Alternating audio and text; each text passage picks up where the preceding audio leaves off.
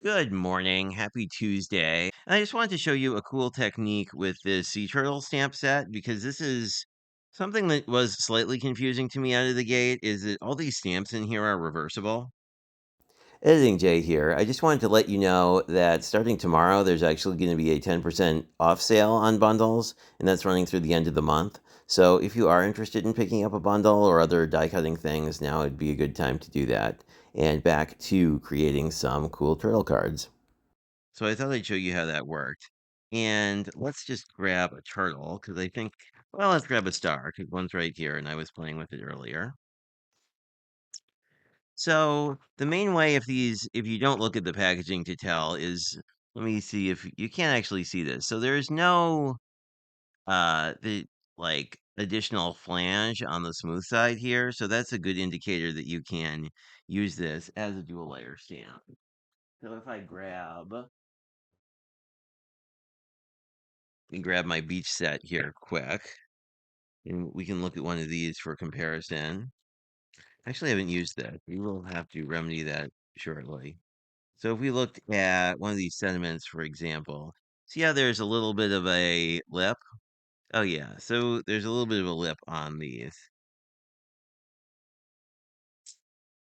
But we need to play with these because I have the dies and these look like they're going to be super fun. Anyway, I digress. I guess that's a pun. Anyway, let me show you how this works. I'm going to do these in Chai Shamrock just because I think it's easy to see. So I'm starting with the smooth side up, and I'm just going to ink this. And this is really dark because this is a brand new pad. So I'm just going to stamp off, and I'm going to get rid of a ton of ink, right? But there's still a little bit left. So then I'm going to stamp on my paper. I'm going to get a really nice sort of light shadow layer. Then I'm going to just flip this over, and you can clean it if you want. And then I'm going to stamp in with the detailed side. I think you can see that.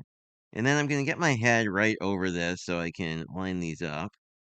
I'm going to stamp down. And then we get a look kind of like this, where we have this dual tone look, although basically we were able to get it with just one ink pad. So that's the technique we're going to be using today. Let me just put my stamp back so I don't lose it. I have a terrible habit of losing small stamp. I don't know. Let me know if you have that problem too. I feel like it's not just a me thing, but it's just sort of like, kind of a ongoing crafter problem because you get distracted by a squirrel of some sort and then move on.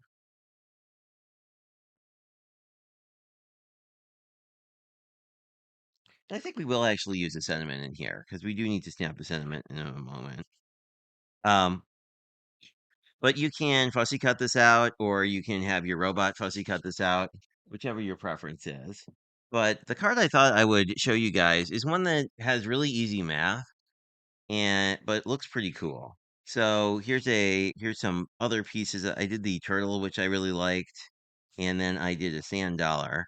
As you can see on the sand dollar and the starfish slash sea star, um, because I did the base layer with a little bit more ink, this came out looking more subtle. So this is sort of how it's going to look if you stamp off most of your ink. This is how it looks if you don't. And then from the designer series paper that matches the in colors, I just cut a couple pieces here. But let's talk about this card base. What this is going to do when you're done is make a card that stands up like this, but will ship, and then this is a A2, so it ships in a standard envelope. And you're not adding much weight here. So basically, to make one of these, you just want to add basically the measurements of one the one side of this to your A2, and then I'll sort of work this out. So I did an inch here, so this is just basically this part becomes 3.5 inches because we just subtract the 2 inches. See, because you're just measuring from sort of one side over. Anyway, I think that makes more sense in reality than it did the way I just explained it. But then I also cut a 1 inch by 5.5 inch stabilizer piece that'll help keep this together and give us a place to put a sentiment. So let us grab our sentiment. My thought is I will just sort of do this. I want to keep a good bit of white here just to sort of mirror the white in the turtle. As you can see, I kind of winged his foot. So my thought is we may just float him up above, kind of like this, just to add a little interest to the card and to kind of, deal with the fact that I winged him a little bit. So let's find the sentiment here that I want. You can really use any sentiment for this. And like this isn't specifically ocean themed. I just thought it would be fun because these were products that I did get in my starter kit. This says, wishing you a beautiful day. With some of these sentiments, if you just sort of drop them on your mat for a minute, it'll help them kind of get straight again. And then you can pick them up on your block, and then you'll have a more straight sentiment. I'm going to go for basically the middle here, and I'm just going to put some of the oils from my hands on it to help with the initial, I don't know, coating from the factory. I'm going to stamp this up quite thoroughly and hope I get it right the first time. If not, the nice thing about this is we were stamping on a sort of not connected piece, so if we don't like how this comes out, we can try the back or just recut this. This worked pretty great, so I think I will leave it as is. I have a tendency to push down a little bit too hard with some of these photopolymer stamps. So for me, stamp positioners also can be super helpful. We didn't use one today, but for any of this was all freehand, but if you wanted to be slightly more precise, you could certainly use a stamp positioner, as I do in some of my videos, especially when I'm mass making a bunch of the same thing. And it's just nice to have sort of a repeatable thing, have a more consistent product. So we have basically all our parts. So this should be pretty straightforward to get together at this point. Um,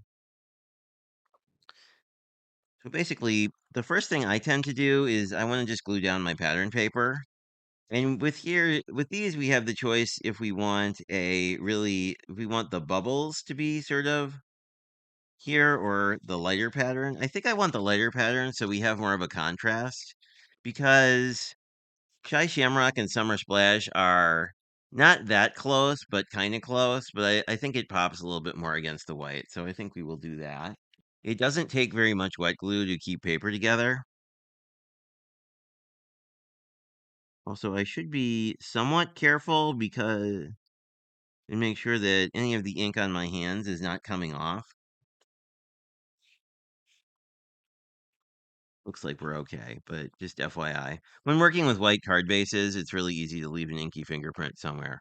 Also, pro tip, close your ink pads when you're done, or you are likely to put your hand in them. And these foam pads are fantastic in that they're really juicy, but they're also really juicy. So if you put your hand in it and then get it on your card, it will be kind of a sad day. Anyway, this piece is down. I'm going to do the contrasting side on the panels here, just to add a little more interest to the card, basically. So I'm just going to line that up. Just use my finger to sort of squeegee out the glue. Because this pattern paper is coated, you do have a little bit more working time than you would on like, a smooth card stock. So then we'll just do that again. So we have basically most of our base together. We just need to decide where we want to put this. I tend to like it not exactly at the bottom, but pretty close to the bottom, so you have like a larger focal area. And then we won't really worry about those guys right now. What I want to do is I really like this idea of kind of having the turtle like this. And I want to sort of see how that looks. I do like that. So I think that's what I'm going to do. So pretty much I just need to put a little bit of glue on his foot here and a little bit of glue on the underside of his flipper. And that's really all I'm going to need to do. And we kind of got a sense of where we want this. What I want to make sure is I don't really want to obscure the sentiment too much. So I just want to kind of fit that in case I have to rip it off. But I think we're good. I like this as kind of an idea. And the turtle is giving us a lot of movement. You could bling up the background here. We could do more here if we wanted to. But what I think I'm going to do is just use our glue this on and then just sort of use our extra pieces like this. Maybe offset them a little bit to add a little more interest. But this is going to give us, generally on cards, like odd numbers of elements are nice. So this is going to give us sort of three specific elements. So what I generally do on these is I just apply glue to the back of this bridge piece, perhaps slightly too much. But then we can just sort of fit this together. Editing J here. What you should actually do is fold the card down when you're gluing it so that you can ensure that the card folds flat. I didn't do that, and it doesn't come up in the video, but it's more of a 3D project now than the flat card. Then we can sort of test how it's standing and make sure we like how this all works. This will take a moment to dry, so I'll let it do that, and I'll work on my other pieces. I'm going to, since most of the sort of mass of the turtle is kind of on the right side of the card, I'm going to put my star here. And what I want to do is kind of set it off. I don't want to block the sentiment, and I don't want it to go beyond the edge of the card because I would like this to fold flat. So that means I'm probably going to go down a little bit with this one just to kind of offset what I just did. Another good reason to use some kind of other thing here is just that you're going to save yourself if you did do a fingerprint of some sort. Let me just see what's going on here. This looks like it's grounded. Let me just.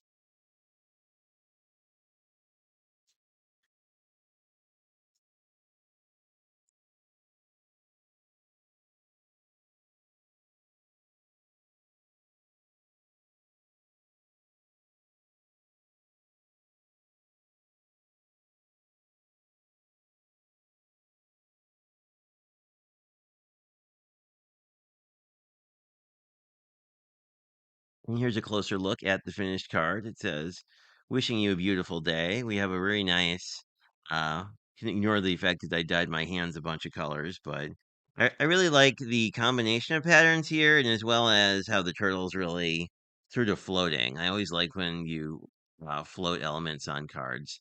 But this is a pretty straightforward box card that you can really customize to any occasion. And we did it using basically like 90% freebie products that came in the my starter kit, and then the stamp set that I also picked out. So it can just show you how much mileage you can get from these Color Family Designer Series papers because you can pretty much have a card almost completely done.